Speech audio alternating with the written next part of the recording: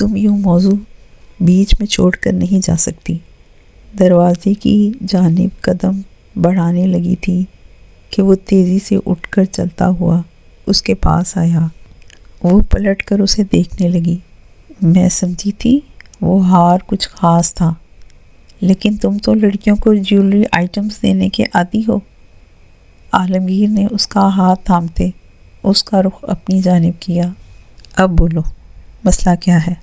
واہ بھئی، جناب پوچھ رہے ہیں مسئلہ کیا ہے؟ میں نے جو بولنا تھا بول دیا۔ تمہاری زندگی ہے، جو جی میں آئے کرتے پھرو، بس مجھ سے دور رہو۔ تم رقابت کا جذبہ غلط جگہ صرف کر رہی ہو۔ وہ نرمی سے مسکرایا۔ میں اس سے شادی سے انکار کر چکا ہوں۔ وہ لمحہ بھر کو یہ اعتراف سن کر ٹھٹکی، لیکن پھر دو ٹوک انداز میں گویا ہوئی۔ مجھے مرد اور عورت میں اس قدر بے تکلفی نہیں پسند۔ نہ میں ایسا جیون ساتھی چاہوں گی جو اپنی کزنز کو ایسے پرسنل آئٹمز گفٹ میں دے، خواہ تمہارے دل میں کچھ ہو نہ ہو۔ ایسے تحفے سامنے والی کے دل میں بہت سی خوش فہمیاں ڈال دیتے ہیں۔ شادی کے بعد ہم مشترکہ تحفہ دیا کریں گے، اس نے ملیحہ کی آنکھوں میں جھانکتے ہوئے یقین دلایا۔ ساتھ ہی دونوں کانوں کو ہاتھ لگائے۔ کسی لڑکی کو بھی تحفہ دینے سے پہلے ملیحہ سے پوچھنا ہے۔ اس بات پر وہ اسے گھور کر رہ گئی۔ ندا کو لگا اب اس کا مسئلہ ملیحہ ہی حل کر سکتی ہے۔ اس نے شروع سے لے کر آخر تک اپنی داستان اس کے گوش گزار کی، کچھ بھی پوشیدہ نہ رکھا۔ اس کا سکندر کے لیے دیوانہ پن، سعد کی ناراضگی، شک کی بنیاد پر اس کا سعد کی جاسوسی کرنا، مامی کا ندا سے رشتے کی بات کرنا اور سعد کا انکار۔ اب وہ کہتا ہے میں ایسی لڑکی سے شادی کروں گا جو مجھ سے محبت کرتی ہو۔ وہ منہ لٹکائے ہوئے گویا ہوئی۔ میں تمہاری بات سمجھ گئی ہوں، لیکن ہر چیز پلیٹ میں رکھ کر تمہیں دینے والی نہیں۔ کچھ تم بھی دماغ لگاؤ۔ وہ دونوں اس وقت ملیحہ کے کمرے میں دروازہ لاک کیے سر جوڑے بیٹھی تھی۔ آخر تمہیں اتنی جلن کیوں ہوتی ہے جب دوسری لڑکیاں ساتھ میں ایسی ویسی دلچسپی لیں، خواہ وہ شمائلہ ہو یا سیماب؟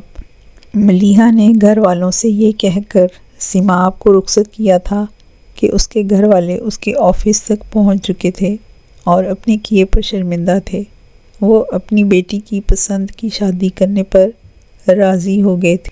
کسی نے اس کی اس کہانی پر شک کا اظہار نہ کیا۔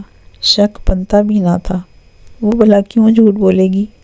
اب تو سیماب کو گئے کئی دن بیت چکے تھے، لیکن ندا نے جب تفصیل سے لان میں سیماب اور سعد کے مابین سفید گلاب کے تبادلے والا منظر اس کے گوش گزار کیا تو وہ کافی حد تک ندا کے دل کی بات جان گئی۔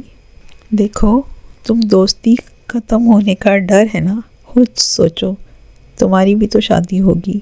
کیا تمہارا شوہر پسند کرے گا کہ تمہاری ایک مرد کے ساتھ اس قدر بے تکلف قسم کی دوستی ہو؟ ملیحہ اسے بہت کچھ باور کروانا چاہتی تھی۔ میرا شوہر؟ شادی، سعد کے گھر سے دوری، زندگی میں تیسرا شخص، یہ سب سوچنے کا تو اسے موقع ہی نہ ملا۔ اس کا تو آدھا دن اسی گھر میں گزرتا تھا۔ وہ تمہیں میکے آنے کی اجازت ہی مشکل سے دے گا۔ ہمارے ہاں تو تم شاید ہی آ سکو شادی کے بعد۔ اس کی بیوی اور تمہارا شوہر دونوں ہی اس بے تکلفی کو برداشت نہیں کر پائیں گے، اس لیے ابھی سے دور ہو جاؤ۔ میں اور اس سے الگ ہو جاؤں؟ ملیحہ، دل دکھانے والی باتیں مت کرو۔ اس کی آنکھوں میں ہلکی سی نمی اتر آئی۔ اس نے پلکیں جھکا دیں۔ تم اس سے محبت تو نہیں کرتی؟ اسے لگا ندا کو یہ جھٹکا دینا بھی ضروری تھا۔ میں؟ وہ شوق بھری نظروں سے اسے دیکھے گئی۔ اس میں اتنی حیرت کی کیا بات ہے؟ اپنے اندر جھانک کر دیکھو۔ اگر یہی سچ ہے تو اسے صاف کہہ دو کہ تم اسے چاہتی ہو اور اسی وجہ سے اسے شادی کرنا چاہتی ہو۔ ملیحہ نے گویا اس کے مسئلے کا حل کیا۔ ندا اسکیچ بک کے لیے اپنے نئے جوڑے کی ڈیزائننگ میں مشغول تھی۔ ماموں مومانی اور وہ ابھی چائے سے فارغ ہوئے تھے۔ نشست برخاست ہوتے ہی وہ لان میں آ گئی اور اپنا باقی کا جوڑا اسکیچ کرنے لگی۔ اس کی ڈرائنگ کچھ خاص نہ تھی، لیکن اپنے کپڑے خود ہی ڈیزائن کرنا اس کا شوق تھا۔ کیسی ہو؟ وہ اس قدر مشغول تھی کہ سعد کی آمد کا اندازہ ہی نہ ہو پایا۔ وہ سامنے آ کر بیٹھا تو وہ چونک اٹھی۔ اب اتنی ڈراؤنی بھی شکل نہیں ہے میری کہ تم ڈر ہی جاؤ، وہ مسکرایا۔ ندا نے بغور اس کا چہرہ دیکھا تو دل عجیب ڈھنگ سے دھڑکنے لگا۔ چہرہ تو مجھے یہی پسند ہے۔ اگر کوئی پوچھے کہ اس دنیا میں سب سے پرکشش چہرہ تمہیں کس کا لگتا ہے تو میں بلا شبہ سعد کا ہی نام لوں گی۔ کوئی کہے کسے کھونے سے ڈرتی ہو تو وہ بھی سعد ہی ہوگا۔ سوری یار، مجھے تم سے اس طرح بات نہیں کرنی چاہیے تھی۔ وہ کافی نادم نظر آ رہا تھا۔ کوئی بات نہیں، وہ محمد سا مسکرائی۔ پھر کیا سوچا شادی کے بارے میں؟ سعد نے چونک کر نظریں اٹھائیں۔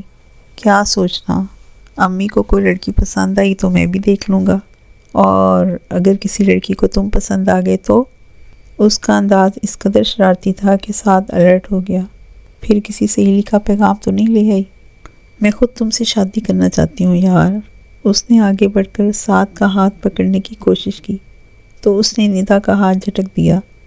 تم اب نوٹنکی پر اتر آئی ہو؟ وہ جانے کو کھڑا ہوا۔ سعد، میں بھی تم سے واقعی محبت کرتی ہوں، تمہیں یقین کیوں نہیں آ رہا؟ وہ بھی اٹھ کھڑی ہوئی۔ یہ 2 دن میں نہیں ہوتی۔ اب کی بار وہ دانت چباتے ہوئے بولا، تم صرف اپنا مقصد پورا کرنے کے لیے لونگ رچا رہی ہو۔ یہ کہتے ہی وہ تیزی سے اندر چلا گیا۔ وہ بھی تقریباً بھاگتی ہوئی اس کا پیچھا کرتی اندر آئی۔ جیسے ہی وہ اپنے کمرے میں داخل ہوا، وہ بھی جلدی سے اندر چلی گئی، مبادا وہ دروازہ ہی نہ بند کر دے۔ وہ شوق تھا اسے دیکھ رہا تھا۔ یہ پاگل لڑکی یہاں بھی اس کے پیچھے آ گئی۔ اوف خدایا، میں کیا کروں؟ اسد نے دونوں ہاتھوں سے اپنا سر پکڑا۔ 2-4 دن سے نہیں، میں شروع سے تمہیں سے محبت کرتی ہوں۔ وہ اس کی آنکھوں میں دیکھنے لگا۔ میں جان نہیں پائی کیونکہ ہم بچپن کے دوست ہیں اور ہم میں ایک پاکیزہ دوستی رہی ہے۔ اس سے ہٹ کر میں نے کچھ سوچا ہی نہیں۔ سچ بول رہی ہو؟ وہ اسے شک بھری نگاہوں سے دیکھتا پوچھ رہا تھا۔ ندا نے اسبات میں سر ہلایا۔ دلہن بن کر اسی کمرے میں آنا ہوگا۔ اسے جانچتی نظروں سے دیکھتا اس کا رد عمل نوٹ کرنا چاہتا تھا۔ کسی اور کی دلہن نہیں بننا مجھے، اس نے اپنی تھوڑی اونچی کرتے ہوئے 2 ٹوک انداز میں جواب دیا۔ اگر تو یہ کوئی کھیل ہے تو تمہیں پچھتانے پر مجبور کر دوں گا، وہ دبے دبے غصے سے بولا۔ اور محبت ہوئی تو؟ اب کی بار ندا کی آنکھیں بھی مسکرا رہی تھیں۔ وہ اپنا دل ٹوٹنے سے بچانا چاہتا تھا، اس لیے فوری طور پر اتنی بڑی بات پر یقین کرنا اسے بیوقوفی لگی۔ کاش اسے ندا سے محبت نہ ہوتی تو زندگی کتنی آسان ہوتی۔ وہ ندا سے نظریں چراتا کمرے سے باہر نکل گیا۔ افشاں کا رشتہ طے ہو گیا ہے، 1 ہفتے بعد نکاح ہوگا۔ میں چاہتی ہوں کل کی فلائٹ سے روانہ ہو جاؤں۔ وہ اس وقت ڈریسنگ ٹیبل کے سامنے بیٹھی کلندر سے چہرہ صاف کر رہی تھی۔ فرحان بیڈ پر ٹیک لگائے نیم دراز رسالہ پڑھ رہے تھے۔ رسالے سے نظریں ہٹائے بغیر روکھے پھیکے سے لہجے میں سوال کیا، کیا کرتا ہے لڑکا؟ ابھی تو انگریزی میں ماسٹرز کر رہا ہے، لیکن امیر گھرانے سے تعلق رکھتا ہے۔ باپ پرائیویٹ کالج کا مالک ہے، کچھ کمپنیوں میں بھی سرمایہ کاری بھی کر رکھی ہے، وہ تفصیل سے بتانے لگی۔ دولت مند ہے تو تمہارے گھر والے اس تک کیسے پہنچے؟ ان کی ماتھے پر چڑھی تیوری دیکھ کر الماس کو احساس ہوا کہ وہ اس وقت شدید حسد کا شکار ہوئے بیٹھے ہیں۔ ان کے خیال سے تو وہی اس خاندان کے امیر دماد تھے، یہ کوئی اور کہاں سے آن دم کا جو جوان بھی تھا۔ افشاں کا اسٹوڈنٹ ہے۔ وہ اپنے کام سے فارغ ہوتی واش روم جانے کے لیے کھڑی ہوئی تھی کہ فرحان کے اگلے الفاظ اس کے پیروں کی زنجیر بن گئے۔ پروفیسر ہو کے اسٹوڈنٹ کو پھانس لیا۔ نظریں رسالے پر جمائے وہ اب اس کی بہن کی کردار کشی کرنے لگے۔ بھئی اتنی نمازی پرہیزگار بنتی ہے، بہنیں کے حجاب میں لپٹا سر دیکھ کر یقین نہیں ہوتا کہ ان کے یہ کرتوت ہیں۔ آپ حد سے بڑھ رہے فرحان۔ آج اس کی آواز بھی اونچی ہو گئی۔ اتنے عرصے میں ان کے کسی طنز کسی ٹوک پر اس نے پلٹ کر جواب نہ دیا تھا، لیکن آج تو وہ اس کی بہن کے کردار پر کیچڑ اچھال رہے تھے۔ تم مجھے حد بتاؤ گی؟ تم وہ رسالہ بستر پر پھینکتے اٹھ کھڑے ہوئے۔ تم بہنوں کو دولت کا چسکا پورا کرنا ہے، تبھی تو امیر مردوں کو پھانستی ہو۔ میں نے آپ کو پھانسا تھا یا آپ نے میرے گھر آ کر میرے باپ سے میرا رشتہ مانگا تھا؟ وہ چلا کر بولی تو وہ تیز قدم اٹھاتے اس کے پاس آئے اور اسے سر کے بالوں سے دبوچ لیا۔ زبان چلاتی ہے میرے سامنے؟ ایک جھٹکا دیکھ کر اس کے بالوں کو چھوڑا تو وہ گرتے گرتے بچی۔ فرحان، آپ میری بہن کے کردار پر تبصرہ نہ کریں پلیز، میں یہ برداشت نہیں کر سکتی۔ اس نے آنسو بھری آنکھیں جھکائیں اور نرمی سے گویا ہوئی۔ کیا اس نے ایک کم عمر لڑکے کو اپنے جال میں نہیں پھانسا؟ یہ لفظ سننا اس کے لیے نہایت اذیت ناک عمل تھا۔ وہ چلائے بغیر نہ رہ سکی۔ چٹاخ کی آواز آئی اور الماس کو لگا کہ سب ختم ہو گیا۔ پھر ایسی خاموشی چھائی جو اس کے خاموش آنسو بھی توڑنے کی جرات نہ کر پائے۔ ہر رشتے میں کچھ حدود ہوتی ہیں، انہیں پار کرنے سے یا تو وہ رشتہ ہمیشہ کے لیے ختم ہو جاتا ہے یا کوئی فرد اس رشتے کو کہیں پیچھے چھوڑتا یوں رخصت ہوتا ہے کہ کبھی پلٹ کر دیکھنا بھی گوارا نہیں کرتا۔ فرحان نے تماچا اس کے گال پر نہیں مارا تھا، اس کی تمام تر کوششوں پر مارا تھا جو اس نے آج تک یہ رشتہ نبھانے کی خاطر کی تھی۔ اب پچھتاوا تھا تو صرف یہ کہ رستہ پہلے کیوں نہ بدل لیا۔ وہ ہاتھ گال پر رکھے خاموشی سے ڈریسنگ ٹیبل تک گئی اور اپنا زیور اتارنے لگی۔ کانوں میں پہنی جھمکیاں، گلے کی چین، کلائیوں میں پہنی چوڑیاں اور بریسلٹ ایک ایک کر کے سب اتار کر ڈریسنگ ٹیبل پر رکھا۔ میں آپ کے گھر سے کچھ بھی ساتھ لے کر نہیں جاؤں گی، یہ جو جوڑا پہنا ہے اسی میں جاؤں گی۔ اس نے بیڈ کے سائڈ ٹیبل پر رکھا، اپنا ہینڈ بیگ اٹھایا، اس میں رکھا کریڈٹ کارڈ بھی نکال کر ٹیبل پر رکھا۔ بیگ میں پڑا والیٹ نکالا تو اس میں چند ہزار روپے تھے۔ وہ ان کی آنکھوں کے سامنے لہرائے۔ یہ مجھے ٹرین کے کرائے کے لیے درکار ہوں گے۔ وہ خاموشی سے اسے یہ سب کرتے دیکھتے رہے، لیکن اس بات پر چپ نہ رہ سکے۔ جانا ہی ہے تو صبح چلی جانا، رات کے 11 بج رہے ہیں۔ یہ دارالخلافہ ہے، کوئی قصبہ نہیں۔ بس ڈرائیور سے کہوں گی وہ مجھے پنڈی کے ریلوے اسٹیشن پہنچا دے۔ اس کے بعد اس نے تیز تیز ہاتھ چلاتے حجاب پہنا، سینڈل پہنے۔ کمرے سے نکلتے ہوئے ایک نظر پیچھے مڑ کر انہیں دیکھا جو وہیں کھڑے تھے جہاں وہ انہیں چھوڑ کر جا رہی تھی۔ مجھے طلاق کے کاغذات آپ جلد بھجوا دینا، حق مہر سے میں دستبردار ہوتی ہوں، مجھے آپ کا پیسہ نہیں چاہیے۔ جہاں دستخط کروانے ہوئے کروا لینا۔ وہ اب جلد از جلد یہاں سے نکلنا چاہتی تھی، شاہ جہان کو کچھ بھی بتائے بغیر۔ کہاں جا رہی ہو؟ وہ ابھی راہداری سے گزرتی مرکزی دروازے تک پہنچی ہی تھی کہ شاہ جہاں کی آواز پر قدم تھم گئے۔ اس ڈر سے رخ اس کی جانب نہیں کیا کہ وہ اس کی سرخ آنکھیں دیکھ کر سب اندازے خود ہی لگا لے گا۔ لائٹ آن ہوئی تو راہداری روشنی میں نہا گئی۔ تیز روشنی اس کی گیلی آنکھوں میں چبھ رہی تھی۔ اس کے ساکت کھڑے رہنے پر وہ اس کی جانب بڑھا اور اس کا کندھا پکڑتے اس کا رخ اپنی جانب کیا۔ ہوا کیا ہے؟ کہاں جا رہی ہو اس وقت؟ اس کی سوجی ہوئی آنکھیں دیکھ کر وہ جان گیا کہ فرحان سے لڑائی ہوئی ہے۔ اکثر ان کے کمرے سے بحث کرنے کی دبی دبی آوازیں آتی بھی تھیں، لیکن یہ الماس کا ذاتی معاملہ تھا اور وہ اس میں دخل دینے کا کوئی حق بھی تو نہیں رکھتا تھا۔ مجھے کراچی جانا ہے شاہ جہاں، میں اب مزید یہاں ایک لمحہ بھی نہیں گزارنا چاہتی، اس نے ٹھوس لہجے میں کہا تو وہ چونکا۔ جب ہو سکے مجھے تفصیل بتانا۔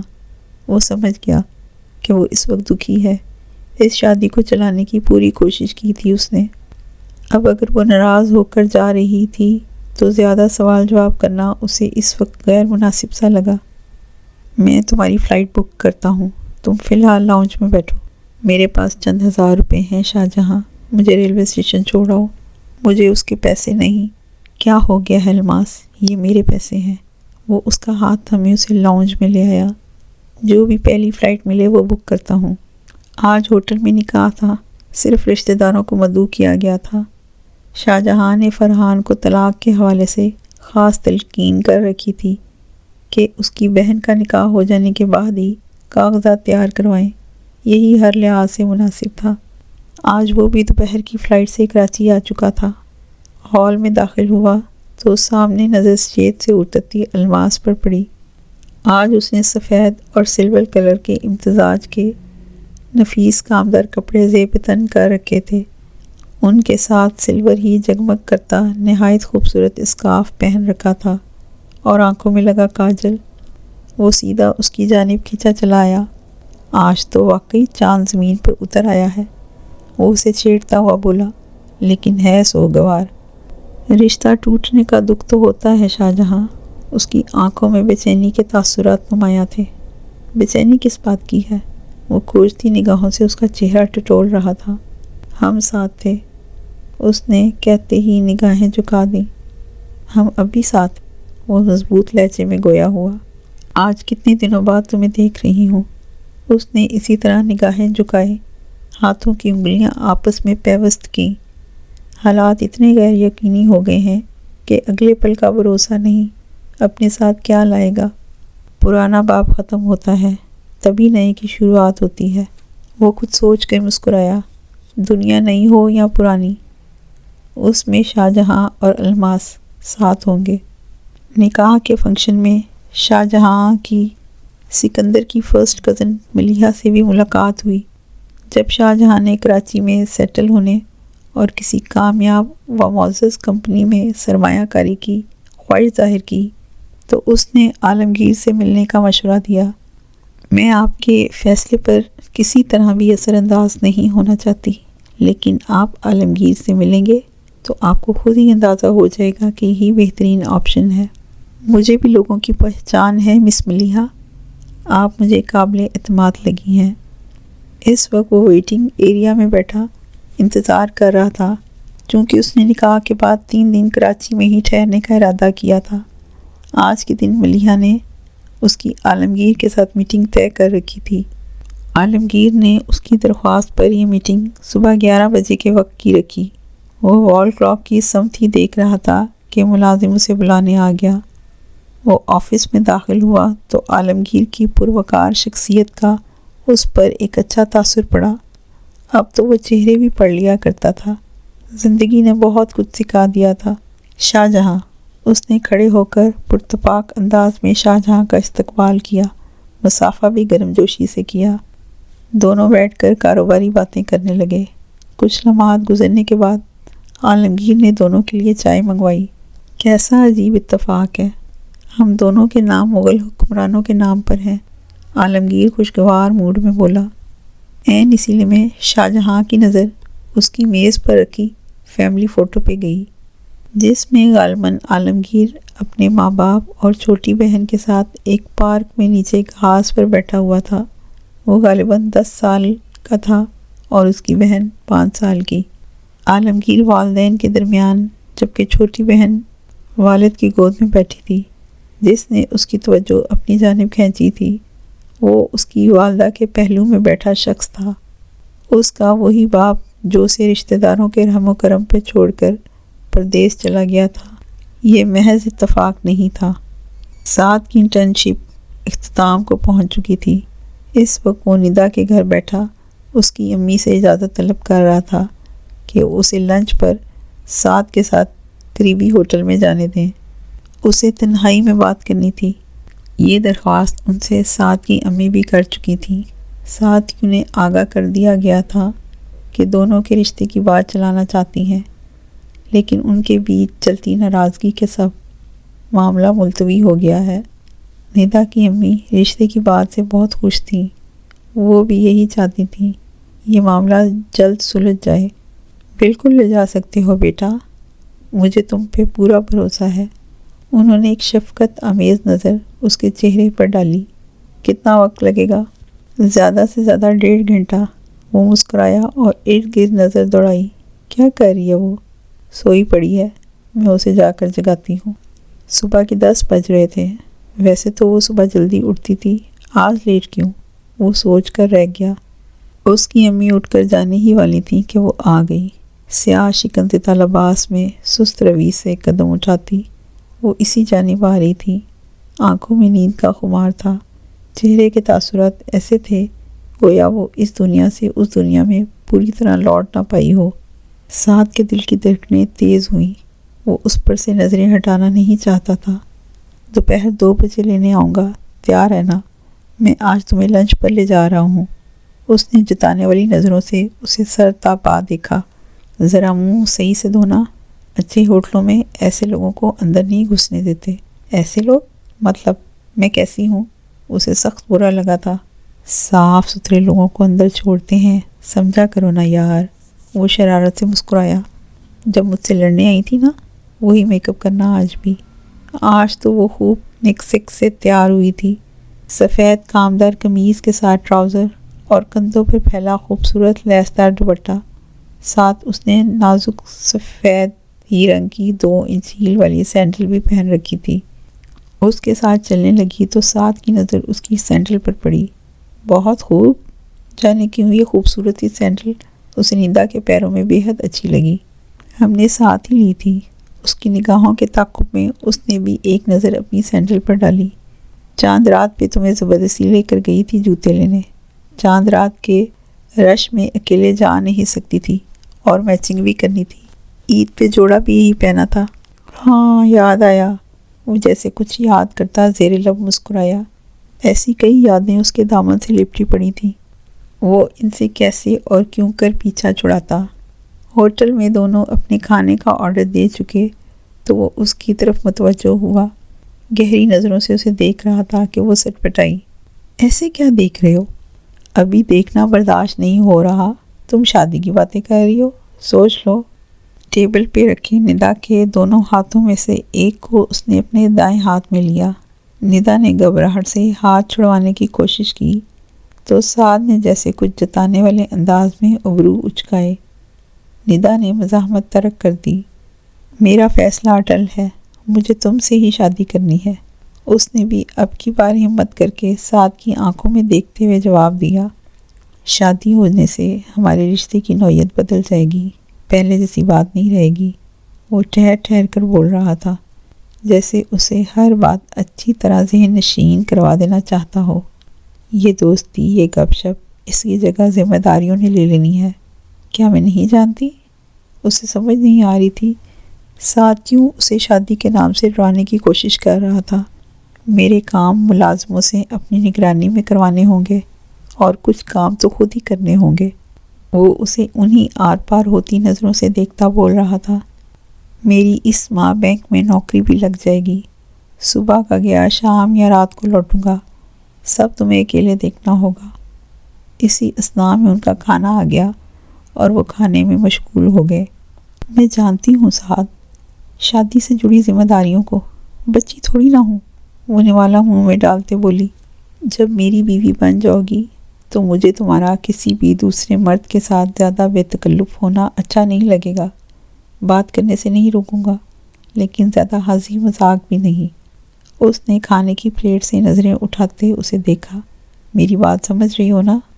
میری بے تکلفی تم ہی سے رہی ہے، لیکن مجھے یہ جاننا ہے کہ شادی سے پہلے جن باتوں پہ اعتراض نہیں ہوتا وہ بعد میں کیوں بری لگنے لگتی ہیں۔ اس کی سوالیہ نگاہیں اسی کی سمت اٹھی ہوئی تھیں۔ یہی دوسرے مردوں سے ہنسی مذاق وغیرہ، شادی کے بعد غربت بڑھ جاتی ہے، اس لیے جذباتی وابستگی بھی مزید بڑھ جاتی ہے۔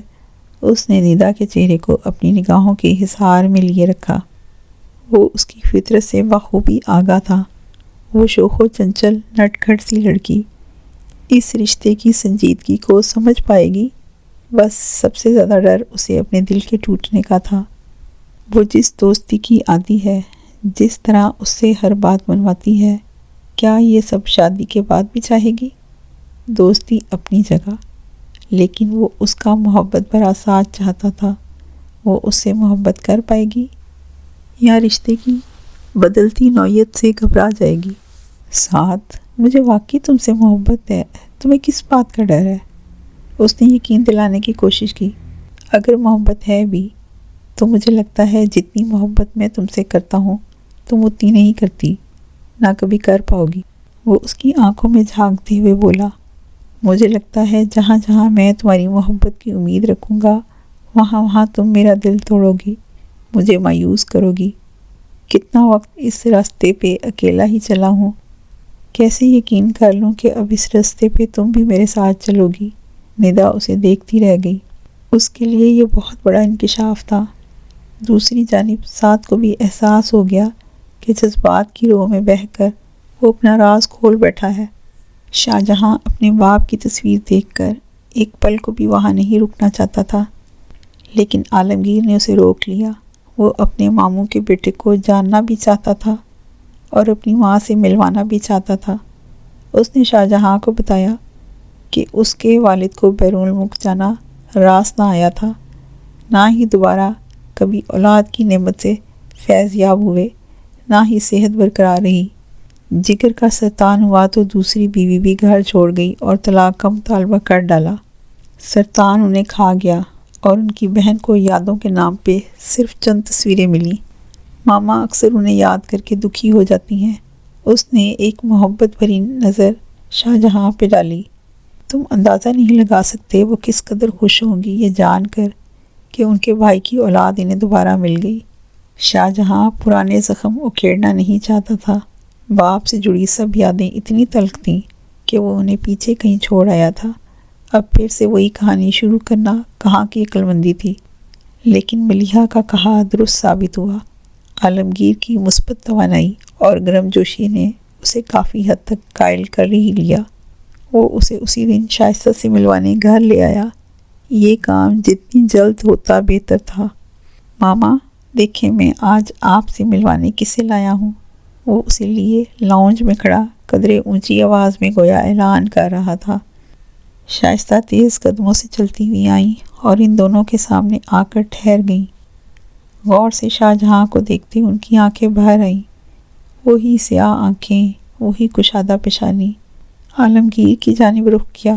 کیا میں جو سمجھ رہی ہوں ویسا ہی ہے؟ عالمگیر نے شاہ جہاں کی جانب دیکھا، جیسے کہہ رہا ہو دیکھا میں نہ کہتا تھا۔ پھر ماں کو دیکھا اور ان کی طرف جھکا، اس کے دونوں کندھے تھامتے ہوئے اطلاع دی، میرا ماموزاد کزن شاہ جہاں۔ سننے کی دیر تھی کہ شائستہ نے آگے بڑھ کر والہانہ انداز میں شاہ جہاں کو اپنے ساتھ لگا لیا۔ وہ اب باقاعدہ رو رہی تھیں اور ساتھ ساتھ اس کے سر پر ہاتھ پھیر رہی تھیں۔ میں نے کتنا کہا تھا کہ بچہ مجھے دے جاتے، میں دوسرے شہر میں تھی، دوسرے ملک میں تو نہیں۔ انہوں نے بتایا کہ شائستہ کو اس بات سے بھی لا علم رکھا گیا تھا کہ اسے کن رشتہ داروں کے حوالے کیا گیا ہے۔ نہ ہی انہیں یہ معلوم پڑا کہ اسے کوئی اور فیملی اڈاپٹ کر چکی ہے۔ وجہ یہ تھی کہ وہ اپنی دونوں بہنوں میں سے کسی کے گھر میں بھی نہیں دیکھنا چاہتے تھے۔ وہ چاہتے تھے زندگی میں کبھی اس کی صورت دوبارہ دیکھنے کو نہ ملے۔ جو بیوی اپنے شوہر کے روپ میں قبول نہ کر پائی، اس کی اولاد سے بھی انہیں کوئی دلچسپی نہ تھی۔ وہ ان تلخ یادوں کو جڑ سے اکھاڑ پھینکنا چاہتے تھے۔ ٹھکرائے جانے کا احساس ان کو اندر ہی اندر کھائے جا رہا تھا اور وہ اس سے نجات چاہتے تھے۔ کسی نے ان کا ساتھ اپنانے سے بہتر موت کو گلے لگانا جانا، یہ خیال ہی نہایت اذیت ناک تھا۔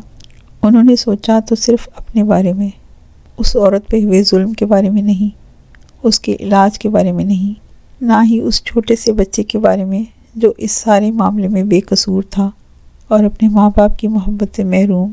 باقی کے 2 دن وہ چاہتی تھی وہ انہی کے ہاں گزارے، لیکن اصل پرزور فرمائش یہ تھی کہ وہ ان کی زندگی کا اٹوٹ حصہ بن جائے۔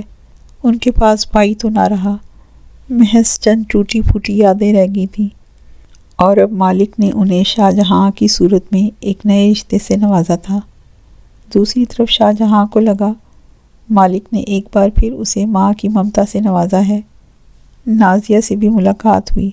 اس سے پہلی بار احساس ہوا کہ کزن سے کیسا پیار ہوتا ہے۔ یہ سب اس کے لیے نیا نیا سا تھا، اور اس سب سے متعارف کرانے کا ذریعہ الماس ہی بنی تھی۔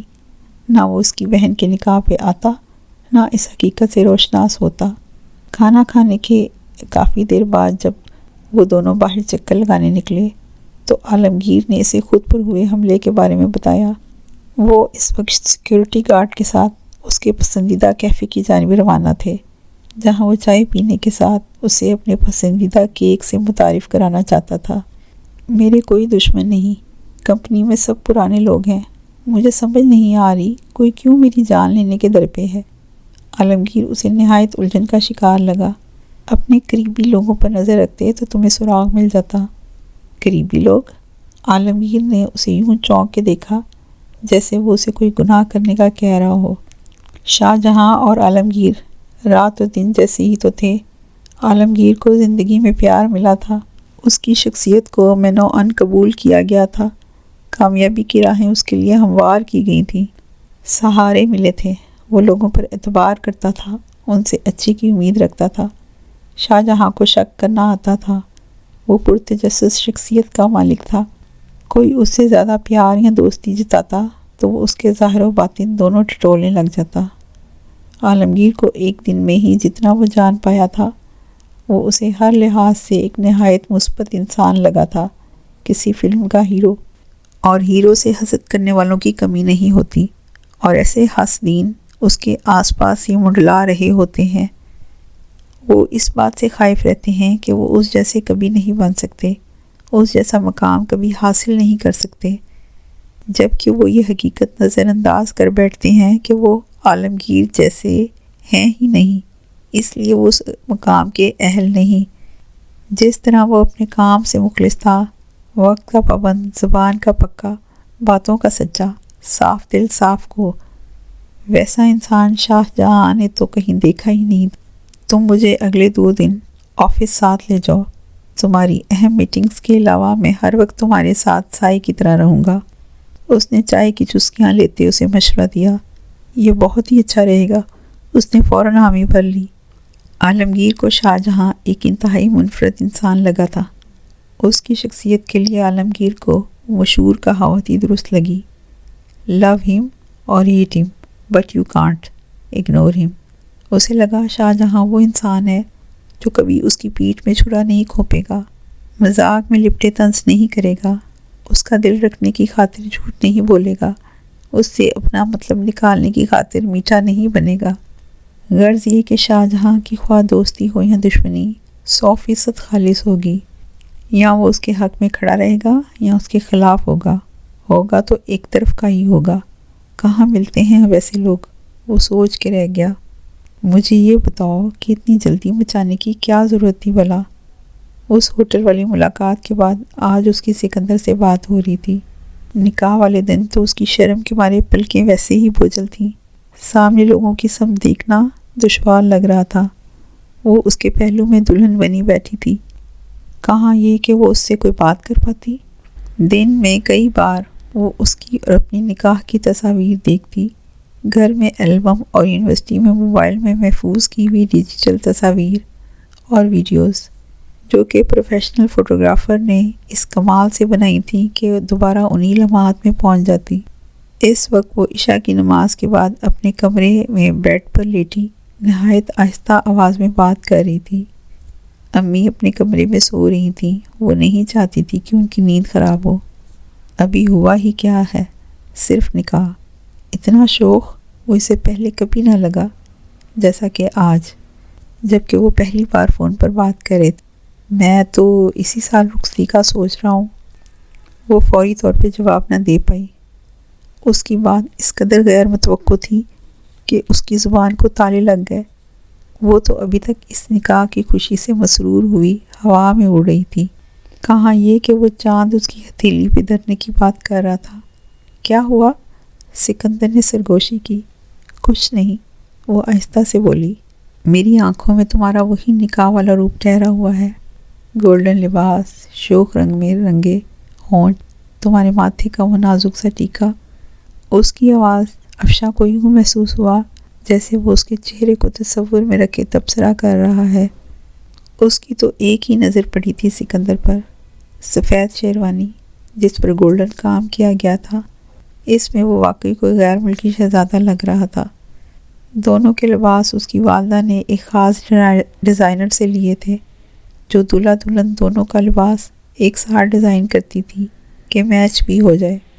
کتنے چلاک ہو سکندر، مجھے بغیر کچھ بتائے میرے گھر رشتہ بھیج دیا، اس نے گلہ کیا۔ تم سے ہی سیکھا ہے، اس نے بھی ترکی پترکی جواب دیا۔ کیا؟ وہ چونکی۔ روایتی بن کر اپنا کام نکلواؤ، وہ بولا تو افشاں اس کی چلاکی پر حیران رہ گئی۔